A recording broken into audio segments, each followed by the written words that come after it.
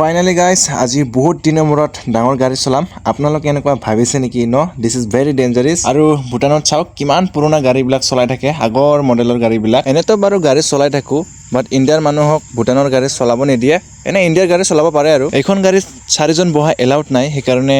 তাক মানে তলত বহাই কিনে থৈ দিছে লুকাই মানে যাব দিছে আৰু মানে ট্ৰাফিক পুলিচ থাকে না এতিয়া আমি গৈ আছো একদম পাহাৰৰ ওপৰত এই টিপাৰ গাড়ীখন লৈ আগতকৈ জায়গাবিলাক বহুত ডেভেলপ হৈ গৈছে এইবিলাক সব নতুন হয় বিল্ডিং বিলাক সব নতুনকৈ বনাইছে এটো হৈছে টাউনৰ লাষ্ট বৰ্ডাৰ এতিয়া আমি লাহে পাহাৰৰ ওপৰত উঠি আছো ইয়াৰে পৰা গোটাই টাউন দেখা পায় আৰু টাউনখনৰ নাম হৈছে সামৰুক জংঘাৰ আৰু ইয়াত আছে এখন চেক পোষ্ট ইয়াত আমি মানুহ কেইজন আছো তো হেতু মানে ইয়াতে এন্ট্ৰি কৰিব লাগে তো ইফালে এন্ট্ৰি কৰি আছে আৰু আপোনালোকক এটা কি ধুনিয়া নাজাৰা দেখাই আছো